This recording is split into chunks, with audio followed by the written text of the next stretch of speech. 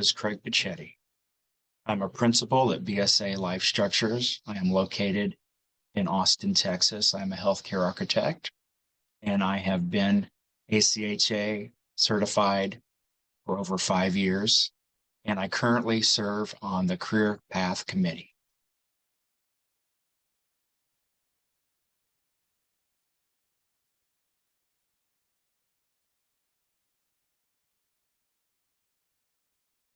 So today we're going to be talking about how to prepare and submit your portfolio. Once your application is approved, you can actually choose to sit for the exam, or you can prepare and submit your portfolio. At the very end, you'll also hear some advice from another ACHA certificant, Noam Platt, and he'll talk to you a little bit about some of his recent experience with the preparation of the portfolio. So the information you're going to need to prepare the portfolio, there's 4 major things you see outlined there. You're going to have to develop a project experience table, some architect letters of recommendation, get clients reference letters, and you'll have a portfolio of projects. These will all be uploaded to Certimi, the same application, the web-based application you used when you completed your application.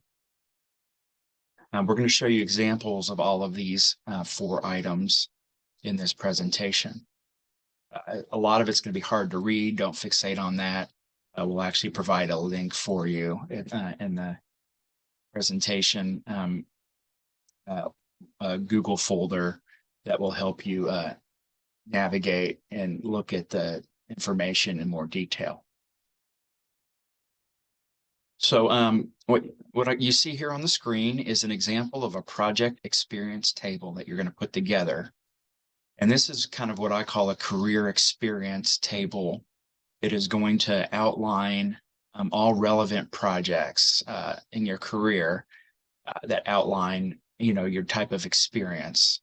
And in this particular tabular document, you can see here the columns, including various information, your project name, your location, the role you provided on the project, your client contact details, and then a summary of the project information. That will be uploaded to Certimi as a single document. And then you're also going to want to have 3 architect letters of recommendation. And they need to be from a licensed architect that is actually not within your firm. And this architect needs to know that you are a specialist, and they do not have any reservation stating specifically that they believe you to be qualified for ACHA board certification. So someone that knows you well in the profession and knows your expertise, those are going to be the type of people you're going to want to really seek out for this. And then you're going to have client recommendation letters as well. You're going to want to get, and these are from current or past clients, and they basically talk about your specific role you provided on a project, your responsibilities on the projects. Also, the letter should endorse your character, experience, and expertise, and really should be from 3 different healthcare clients, and they need to be signed. So tips, obviously, getting these letters can be challenging, and everyone's so busy. So just make sure that you spend enough time, allow enough time to get this information. So send the request early, 2 to 4 months, set a deadline, send a draft letter, of course, follow up. You will want to explain what you need this for, so you can see that request there, that letter on the right, explaining what you're seeking board certification, and providing a sample template letter might also be of assistance to make sure you get what you need. There are some examples you'll be able to see in the Google folder. So when you're preparing your portfolio of projects, what is the committee looking for? Your portfolio of projects is recommended to include a diversity of project types, diversity of project sizes, including square footage and construction value, and a diversity of project responsibilities, type of role you provided on the project, such as a medical planner, a designer, a technical architect. We also get asked a lot of questions about alternative career candidates. And the college encourages alternative career candidates. And that includes AHJs, VA architects, owners reps, healthcare facilities planning, design and construction architects, that sort of thing, that do not have the traditional architect pathway.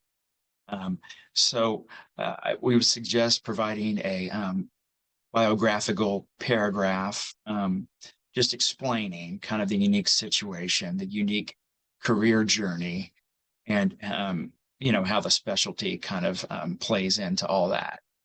So just keep that in mind. Do not get discouraged if you do not have the traditional pathway, because the selection committee is definitely looking for individuals, a diversity of individual type to be part of the college. So your portfolio, your pages, what you should include is you want to obviously have a very nicely put together portfolio that represents your work, not your firm's work. Just remember, this is about you. So it needs not to be marketing hype of the firm, but it wants to be representative of your work.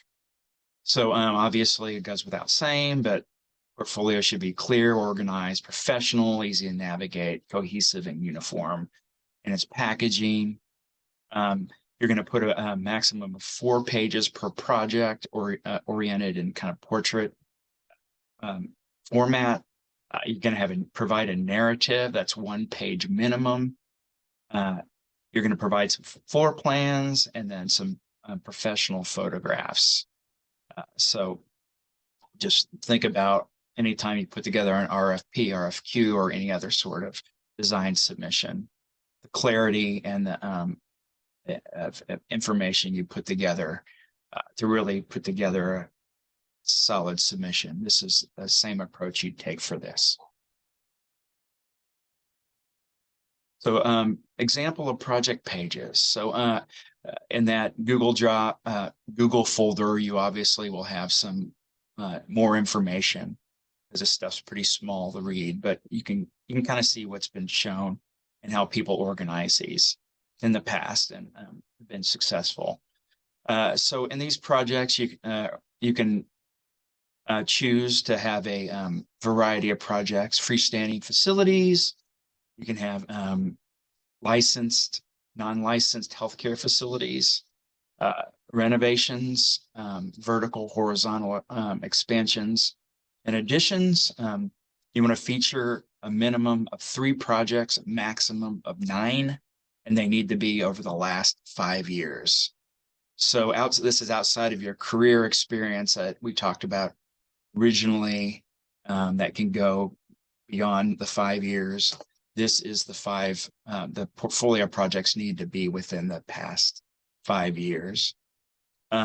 These projects obviously are intended to demonstrate innovative healthcare planning and design. The committee reviews these. They're going to be looking for all these different items. Again, alternative career path. You know, you're just going to want to provide a description of your unique role and how that plays in. So when you go to CertiMe, you can see the steps here. You click go to becoming certified. You want to read the handbook, obviously. It has very detailed information around everything we've talked about and all the other different phases.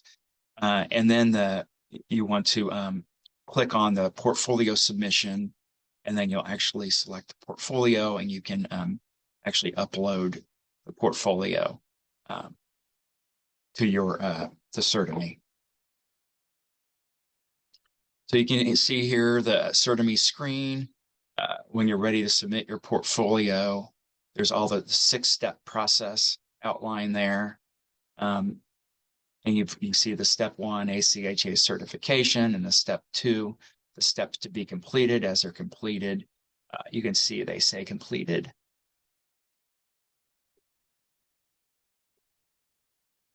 And allow 2 to 4 months to prepare all this information. Obviously, it takes a lot of time, and pulling together images and getting rights to images. Past projects can sometimes be challenging, so just make sure you allocate the right amount of time to get this information. You will have 3 architect letters and 3 client reference letters, and then 3 of the 9 project listed, outlined in your portfolio with all of the relevant information about the project described earlier.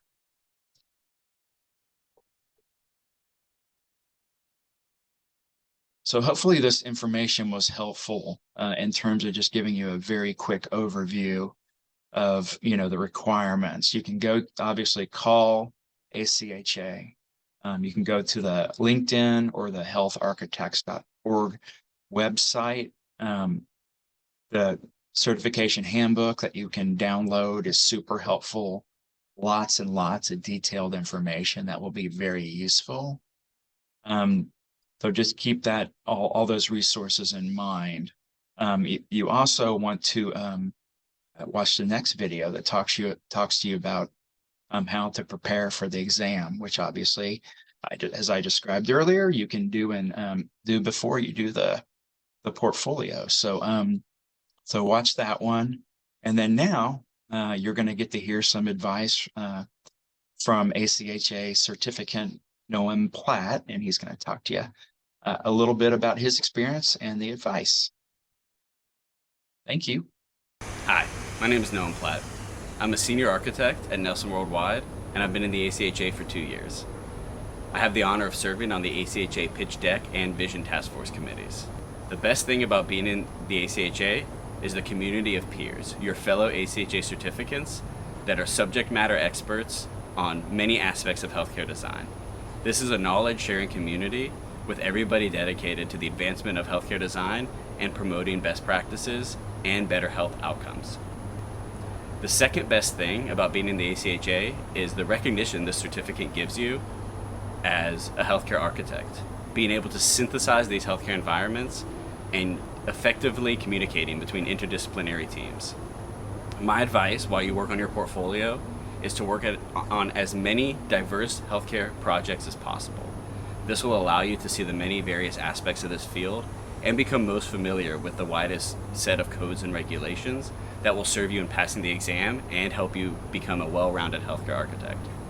Good luck if you're taking the test and submitting your portfolio, and I look forward to seeing you as a fellow ACHA certificate. Thank you.